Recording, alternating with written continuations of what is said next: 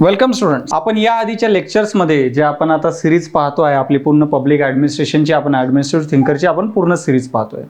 त्यामध्ये आपण हर्बर्ट सायमनचा जो वर्तनवादी सिद्धांत, त्यामधला जो निर्णय घेण्याचा सिद्धांत जो आहे तो आपण त्यातलं एक लेक्चर तुम्ही ऑलरेडी पाहिलेलं असेल. ओके, एक बेसिक कोणकोणते तत्वे आपल्याला सायमनने सांगितलेले आहेत निर्णय घेण्याच्या बाबतीमध्ये, निर्णय कसे घेतले पाहिजे त्या बाबतीमध्ये, त्या गोष्टी एक बेसिक इन्फॉर्मेशन आपण याच्या आधीच्या लेक्चर्समध्ये घेतलेली आहे. ओके, तीच सिरीज मधला आपलं सायमनचं आता हे दुसरं लेक्चर आहे, ज्यामध्ये हर्बर्ट सायमन अजून कोणकोणत्या गोष्टींबद्दल बोलतो, निर्णय घेण्याच्या प्रक्रियेमधले त्या गोष्टींबद्दल आपण पाहूया. या आधीच्याच लेक्चरमध्ये मी सांगितलं होतं की हर्बर्ट सायमन हा असा ॲडमिनिस्ट्रेटिव्ह थिंकर्स आहे, जो ॲडमिनिस्ट्रेटिव्ह थिंकर, जो प्रशासकीय विचारवंत निर्णय घेण्याच्या प्रक्रियेवर खूप जास्त फोकस करतो. म्हणजे काय, त्याचं म्हणणं काय आहे की त्याचं म्हणणं प्रशासन म्हणजे निर्णय घेण्याची प्रक्रिया, आणि निर्णय घेणे हा प्रशासनातला सर्वात महत्त्वाचा टप्पा आहे असं हर्बर्ट सायमन सांगतो. आणि त्याबद्दल ऑलरेडी आपण जे आहे थोडीफार बेसिक इन्फॉर्मेशन या आधीच्या लेक्चर्समध्ये घेतलेली आहे. यामध्ये सायमनने जे अजून कोणती तत्व सांगितलेली आहेत त्यांच्याबद्दल आपण पाहणार आहे. आणि फार इंटरेस्टिंग गोष्टी सायमन सांगतो. पहा त्याचं काय म्हणणं आहे. पहा, ओके, फार चांगली गोष्ट आहे, इंटरेस्टिंग गोष्ट त्याने सांगितलेली आहे. त्यामध्ये त्यांनी तो शब्द बाउंडेड रॅशनॅलिटी हा शब्द वापरलेला आहे. त्याचा अर्थ सुद्धा मी सांगतो, सीमाबद्ध तर्कसंगतता. पहा सायमन काय म्हणतो, सायमन स्वतःच्या सिद्धांताला या ठिकाणी स्वतः कॉन्ट्राडिक्ट करतो. पहा जसं सायमननी याच्या आधीच्या लेक्चर्समध्ये आपण पाहिलं, तो कशाबद्दल बोलतो, तो बोलतो इकॉनॉमी आणि इफिशियन्सी बद्दल, काटकसर कशी करायला पाहिजे, कार्यक्षमता वर कसा फोकस करायला पाहिजे त्याच्याबद्दल तो बोलतो. आणि त्यामध्ये तो सांगतो की तर्कसंगतता ही सर्वात चांगली गोष्ट आहे, रॅशनॅलिटी ही सर्वात चांगली गोष्ट आहे. त्याच्यामध्ये तो काय म्हणतो, रॅशनॅलिटी म्हणजे कमीत कमी खर्चामध्ये जास्तीत जास्त काम कोणतं होईल असं काम तुम्ही करायला पाहिजे, असे निर्णय घेतला पाहिजे. ज्या निर्णयाने कार्यक्षमता तर सर्वात चांगली येईलच, परंतु कमीत कमी खर्चामध्ये जास्तीत जास्त काम व्हायला पाहिजे, त्याला तो म्हणतो रॅशनॅलिटी, तर्कसंगतता. आणि सायमन ऍक्सेप्ट करतो की हे सर्वात बेस्ट असते, सर्वात चांगले निर्णय हेच निर्णय असतात जे तर्कसंगततेनुसार रॅशनल निर्णय त्यामध्ये घेतले जातात, ज्यामध्ये मूल्यांच्या आधारे तुम्ही निर्णय घेत नाहीये. कारण आपण याआधी सायमनच्या पहिल्या लेक्चर्समध्ये पाहिला होता की तो फॅक्ट आणि व्हॅल्यू, मूल्ये आणि मुद्दे जे आहेत, जे फॅक्ट्स आहेत, त्याच्यामध्ये तो सांगतो की कम्प्लिटली फरक आहे, दोघांमध्ये फरक आहे. आणि तुम्ही फॅक्टच्या बेसिसवर, डेटाच्या बेसिसवर निर्णय घ्यायला पाहिजे, मूल्यांच्या आधारावर नाही, व्हॅल्यूच्या आधारावर नाही. परंतु हे सांगून सुद्धा सायमन ऍक्सेप्ट करतो की तुम्ही निर्णय घेताना कधीही मूल्ये टाळू शकत नाही. आणि तुम्ही ते, दॅट्स रियालिटी. तुम्ही मूल्यांशिवाय निर्णय घेऊ शकतात का? ठीक आहे, नाही घेऊ शकत. तुम्हाला निर्णय घेण्यासाठी मूल्यांची आवश्यकता असते. तुम्ही समाजामध्ये राहता, समाजाचे काही मूल्य असतील. राजकारणीय वातावरण तुम्ही मध्ये राहता, राजकीय काही मूल्य असतील. आर्थिक वातावरणामध्ये राहता, काही आर्थिक मूल्य असतील. तुम्हाला प्रत्येक मूल्याला धरून चालावं लागेल ना.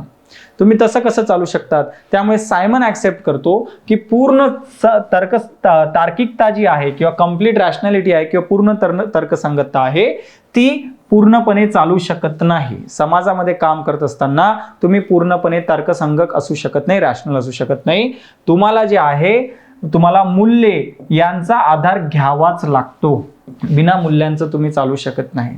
इमॅजिन, जसं मी तुम्हाला एक उदाहरण देतो की समजा तुम्ही एखाद्या ठिकाणचे ऑफिसर आहात, चांगले PWDचे ऑफिसर आहेत किंवा एखाद्या ठिकाणचे डिस्ट्रिक्ट कलेक्टर, वरच्या लेवलचे तुम्ही पोझिशनचे ऑफिसर आहे.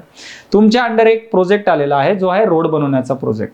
आता सेंट्रल गव्हर्नमेंटने प्लॅनिंग वगैरे तुम्हाला दिली आणि तुम्हाला सांगितलं की पहा, असाच जर रोड बनला, या मार्गाने जर पूर्ण जर रोड चांगला बनला तर सर्वात बेस्ट रोड बनेल, कमी खर्चामध्ये सर्वात चांगला रोड या ठिकाणी आपल्याला बनेल, लवकर ज्या डेस्टिनेशनवर, ज्या ठिकाणी तुम्हाला पोहोचायचं आहे, तुम्ही लवकर पोहोचणार. ठीक आहे, परंतु समजा तो रोड बनवताना समोर मंदिर असेल त्या रोडमध्ये, किंवा मस्जिद असेल किंवा चर्च असेल, कोणतेही धार्मिक एखादा जर त्या ठिकाणी संस्था असेल, तर मग त्या ठिकाणी तुम्ही हे म्हणू शकतात का की नाही, मी रॅशनल आहे, रॅशनल, मला मूल्यांशी काही घेणं देणं नाही, लोकांचे जे काही मूल्य आहेत, जे काही भावना आहेत त्याच्याशी मला घेणं देणं नाही, मी जो आहे जे काय तिथले जे चर्च असेल किंवा मस्जिद किंवा मंदिर असेल त्याला तोडून टाकेल आणि स्वतः डायरेक्ट त्या ठिकाणी रस्ता बनवेल. असं करू शकतात का? असं नाही करतायत. ठीक आहे, याला सायमन म्हणतो, यालाच तो त्याला शब्द वापरलाय सीमाबद्ध तर्कसंगतता, की प्रत्येक ठिकाणी तुम्ही कंप्लीट तर्कसंगतता नाही असू शकत, तुम्हाला सीमाबद्ध असावं लागते. हे जे मूल्य असतात, हे मूल्य तुम्हाला पूर्ण तर्कसंगत देऊ शकत नाही. तुमची तर्कसंगत सुद्धा बाउंडेड आहे, सीमाबद्ध आहे. त्यामुळे तुम्ही तर्कसंगत असू शकतात, परंतु पूर्णपणे नाही. या ठिकाणी अशा परिस्थितीमध्ये लोकांच्या भावना, लोकांची श्रद्धा, लोकांची मूल्ये यांना सोबत घेऊनच तुम्हाला निर्णय घ्यावे लागतात. ठीक आहे. तर हे सायमन आपल्याला या ठिकाणी सांगतो आणि तोच तो म्हणतो की तुम्हाला जे आहे पुरेसे चांगले निर्णय घ्यावे लागतात, पुरेसे चांगले, जे निर्णय समाधानकारक आणि पुरेसे या दोघांचं कॉम्बिनेशन असते, ज्याला त्यांनी इंग्लिशमध्ये शब्द वापरलेला आहे सॅटिस्फायसिंग. ओके, सॅटिस्फायसिंग. तो म्हणतो की पूर्णपणे समाधानी नाहीत तुम्ही किंवा तो निर्णय पूर्णपणे पुरेसा पण नाही आहे, या दोघांचं मिक्सचर आहे तो, ज्याला त्यांनी सॅटिस्फायसिंग असा शब्द वापरलेला आहे. पुरेसे चांगले निर्णय, सॅटिस्फाईंग डिसिजन, की नाही कम्प्लिटली समाधानी आहे, नाही कम्प्लिटली पुरेसे आहे, दोघांचं एक मिक्सचर आहे. थोडेफार समाधानी असलेले निर्णय, असेच निर्णय घ्यावे लागतात. याच बेसिसवर सायमन आपल्याला समोर अजून एक मुद्दा सांगतो, तो आहे निर्णय घेणाऱ्या मानवांचं एक मॉडेल, तो नमुने सांगतो. तो सांगते 3 प्रकारचे मानव असतात ऍडमिनिस्ट्रेशन मध्ये, निर्णय घेणारे 3 प्रकारचे मानव असतात. ठीक आहे, त्याला इकॉनॉमिक मॅन, सोशल मॅन आणि ऍडमिनिस्ट्रेटिव्ह मॅन, आर्थिक मानव, सामाजिक मानव आणि प्रशासकीय मानव, असे त्यांनी 3 नावं दिलेली आहेत. ठीक आहे, त्याचं म्हणणं आहे जो आर्थिक मानव असतो, आर्थिक मानव हा पूर्णपणे तर्कसंगत रॅशनल डिसिजन घेतो, लॉजिकल निर्णय घेतो पूर्णपणे. ओके, तो मूल्यांचा विचार करत नाही, त्याला त्यांनी इकॉनॉमिक मानव आणि आर्थिक मानव असं म्हटलेलं आहे, जो फॅक्ट्स किंवा डेटाच्या बेसिसवर घेतलेले निर्णय त्याचे पूर्णपणे असतात. ओके, परंतु सायमन म्हणतो बिना मूल्यांचे तुम्ही निर्णय घेऊ शकत नाही. ठीक आहे, आणि यामध्ये तुम्हाला लोकांच्या विरोधाला जावं लागते. होऊ शकते की जे वल्नरेबल सेक्शन ऑफ सोसायटी आहे त्यांच्याकडे तुमचं दुर्लक्ष होईल, कारण तुम्ही मूल्य ठेवलेच नाहीत. ठीक आहे, त्यानंतर दुसरा असतो सामाजिक मानव, सोशल मॅन, जो पूर्णपणे कशाच्या बेसिसवर निर्णय घेतो, तो पूर्णपणे निर्णय घेतो मूल्यांच्या बेसिसवर. फक्त मूल्ये, डेटाला तो बाजूला ठेवतो आणि फक्त मूल्यांच्या बेसिसवर निर्णय घेतो. तसाही ऑफिसर काही कामाचा नाही जो डेटा वापरत नाही आणि फक्त मूल्यांच्या बेसिसवर चालतो. मी प्रत्येकाचं उदाहरण देतो, चांगलं कळून येईल तुम्हाला. तिसरा जो ऑफिसर आहे त्याला प्रशासकीय मानव, ऍडमिनिस्ट्रेटिव्ह मॅन म्हटलेला आहे. तो आहे या दोघांचा कॉम्बिनेशन, इकॉनॉमिक मॅन आणि सोशल मॅनचा कॉम्बिनेशन, जो दोन्ही गोष्टींचा वापर करतो, जो डेटा पण वापरतो, तो तर्कसंगत पण आहे आणि जो मूल्यांचा सुद्धा आधार घेतो. या दोघांचा आधार घेणारा असतो ऍक्च्युअल ऑफिसर, ऍडमिनिस्ट्रेटिव्ह मॅन, प्रशासकीय मानव. जसं मी तुम्हाला उदाहरण दिलं की रोड आहे परंतु रस्त्यामध्ये कोणतं तरी धार्मिक स्थळ आहे, अशा ठिकाणी जर आर्थिक मानव असेल तर तो काय विचार करेल, तो रॅशनल विचार करेल. तो म्हणेल की हे आर्थिक जे कोणते संस्था आहे, जे स्थळ आहे, जी वास्तू आहे, त्याला आम्ही बाजूला काढून टाकू, परंतु आम्ही रस्ता बांधू. तसं सुद्धा नको, लोकांच्या भावना दुःख होतील. ठीक आहे, होऊ शकते तुमच्यावर त्यांचा निगेटिव्ह परिणाम होऊन जाईल, तुमच्या करिअरवर सुद्धा. लोक जर प्रोटेस्ट केले, ओके, पॉलिटिकल प्रेशर येईल, पब्लिक प्रेशर येईल, ते तुम्ही सहन नाही करू शकणार लॉंग टर्म. तो एक प्रॉब्लेम आहे. त्यामुळे तुम्ही लॉ अँड ऑर्डरची सिच्युएशन क्रिएट करू शकतात खराब. तुम्ही कम्प्लिटली सोशल मॅन नको हे म्हणणार की नाही नाही नाही ठीक आहे, धार्मिक वास्तू आहे, त्याला मी बाजूला करूच शकत नाही, त्यामुळे इथलं मी रस्त्याचं काम पूर्णपणे बंद करणार आहे. तेही कम्प्लिटली इलॉजिकल आहे. तुम्ही त्या एका धार्मिक स्थळासाठी पूर्ण रस्त्याचं काम जे आहे ते पूर्ण केलं, लोकांना त्याचा फायदा होणार होता, आता फायदा होणार नाही. त्यामुळे कम्प्लिटली फक्त मूल्यांच्या बेसिसवर चालणारा सामाजिक मानव सुद्धा आपल्याला नको. आपल्याला पाहिजे प्रशासकीय मानव, ऍडमिनिस्ट्रेटिव्ह मानव. तो म्हणेल ठीक आहे, मी एक काम करतो, लोकांशी तो भेटेल, तो म्हणेल की ठीक आहे, रस्ता बांधणे आवश्यक आहे, गरज पडत असेल तर मी तुम्हाला तुमची धार्मिक वास्तू रस्त्याच्या बाजूला जागा सरकार देऊन तुम्हाला त्या ठिकाणी बांधून देईल, फक्त ही जागा मोकळी करा. त्यांनी सोल्युशन काढलं. ठीक आहे, थोडासा खर्च लागला, कारण काय आहे, तर्कसंगतता सुद्धा काय आहे, आपल्याकडे लिमिटेड आहे. ओके, बाउंडेड रॅशनॅलिटी आहे. ओके, त्यामुळे मूल्य तुम्हाला ठेवावेच लागतात. थोडासा एक्स्ट्रा खर्च लागला, परंतु काम पूर्ण झालं.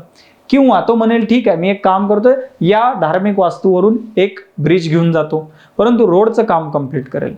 थोडासा एक्स्ट्रा खर्च जाईल, परंतु मी लोकांचे मूल्य सुद्धा जोपासली आणि सरकारचं काम सुद्धा पूर्ण केलं. ओके, तर हे अशा प्रकारचे ऑफिसर असतात आणि बेस्ट असतो हा ऍडमिनिस्ट्रेटिव्ह मॅन, जो तथ्य आणि मूल्य दोघांना सोबत घेऊन चालतो.